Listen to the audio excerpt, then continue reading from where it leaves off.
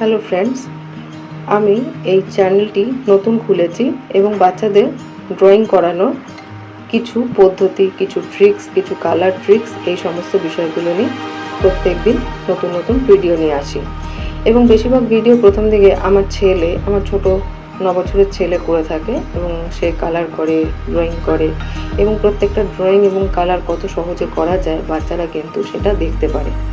এবং পরপর প্রত্যেক দিন কালার করতে করতে এবং ড্রয়িং করতে করতে কিন্তু দেখবেন একদিন বাচ্চাদের মধ্যেও একটা করার ইচ্ছে জন্মায়, কেননা প্রত্যেক দিন রং তুলির মধ্যে দিয়ে তারা তাদের নিজের ইচ্ছেটাকে ফুটিয়ে তুলতে পারে। আমি আজকে একটা গ্রামের দৃশ্য আঁকবো এবং সেই গ্রামের দৃশ্যটা খুব সহজভাবেই আঁকছি, যাতে করে কিনা বাচ্চাদেরকে করতে একটু সুবিধা হয়। এবং যেহেতু একদম নতুন, তাই ক্যামেরার সামনে খুব তাড়াতাড়ি বিষয়গুলো করতে বা ভয়েস রেকর্ডিং করতে আমার একটু হয়তো সময় লাগছে। আস্তে আস্তে আমি আশা করি আপনাদের সমস্ত কিছু আরও সুন্দরভাবে দেখাতে পারবো। তাই যা কিছু ভুল ত্রুটি আছে একটু যদি ক্ষমা করেন, তবে পরবর্তী ভিডিওতে এইটুকু আরও আমরা ইমপ্রুভ করতে পারবো। আর একটা জিনিস, সেটা হলো যদি একটু ভালো লেগে থাকে তবে লাইক, শেয়ার এবং কমেন্ট করবেন। আর যদি আপনাদের আমার ভিডিও থেকে কোনো রকম উপকার হয়ে থাকে তবে অবশ্যই একবার সাবস্ক্রাইব করে দেবেন। এবং আপনাদের একটা সাবস্ক্রিপশন কিন্তু আমার এই চ্যানেলটাকে প্রমোট করতে অনেক সাহায্য করবে। দেখুন, কালারগুলো আমি পরপর দেখালাম। যেমন আগে দেখালাম ডমসের কালার, এবং যে সমস্ত অয়েল প্যাস্টেল ব্যবহার করা হয়েছে সেটা পুরোপুরি ক্যামলিনের অয়েল প্যাস্টেল, এবং যে রঙগুলো ব্যবহার করা হচ্ছে সেগুলো কিন্তু পরপর দেখানো হচ্ছে। কিছু ক্যামেরার যন্ত্রাংশের ত্রুটি বা আমার কিছু সেটআপের সমস্যা, সেই জন্য হয়তো আপনাদের বুঝতে একটু অসুবিধা হতে পারে, কিন্তু মোটামুটি ভিডিওটা দেখে আপনারা বুঝতে পারবেন কত সহজ এটা করা যায়। এবং যদি আপনারা ভিডিওটা দেখে যদি ড্রয়িংটা করে থাকেন বা বাচ্চারা করে থাকে, তবে কিন্তু একবার জানিয়ে যাবেন ইয়েস ডান, তবে আমাদের ভালো লাগবে যে না, আমাদের এই ড্রয়িংটা অনেক মানুষের কাছে পৌঁছেছে। তা না হলে প্রত্যেক দিন আমরা ভিডিও আপলোড করি, এখন নতুন যেহেতু অত ভালোভাবে আপলোডও করতে পারি না, ভালোভাবে ভিডিও করতে পারি না, কিন্তু ধীরে ধীরে আমরাও আস্তে আস্তে গ্রো করব। এইবারে যে কালারগুলো দেওয়া হচ্ছে সে কালারগুলো খুব ভালোভাবে লক্ষ্য করুন। সে কালারগুলো কিন্তু প্রত্যেকটা রঙের সাথে মিশিয়ে আমরা এমনভাবে করছি যাতে কিনা দৃশ্যটা অনেক সুন্দর লাগে এবং বাচ্চাদেরও যাতে করতে ভালো লাগে।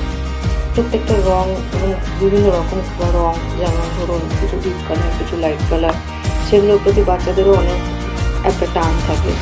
এবং দেখুন, বাচ্চারা যখনই কোনো ড্রয়িংয়ে কোনো কালার দিতে থাকে তখনই কিন্তু প্রথমে ডিপ কালারগুলোর দিকে তাদের চলছে, এবং সেটা যখন কোনো মানুষ আঁকে বা কোনো দৃশ্য আঁকে তখন ওই ডিপ কালারগুলো কিন্তু অনেক সুন্দরভাবে ফুটিয়ে তুলতে সাহায্য করে।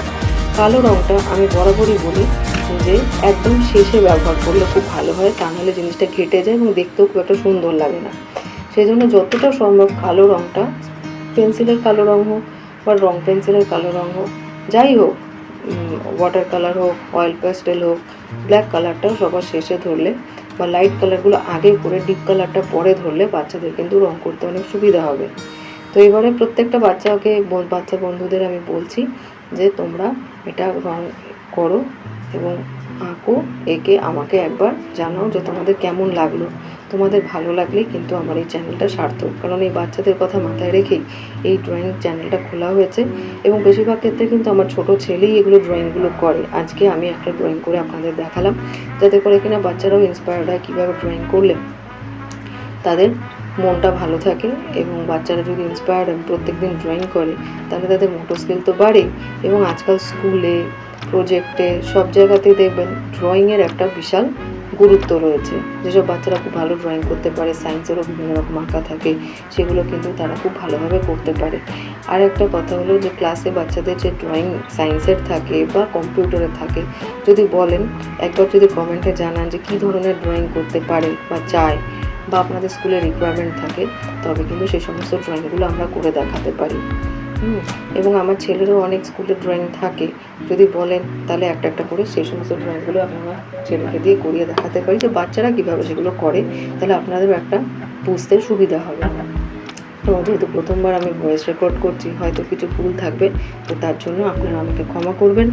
আর থ্যাংক ইউ সো মাচ যে আমার ভিডিওটিকে আপনারা দেখলেন। Thank you.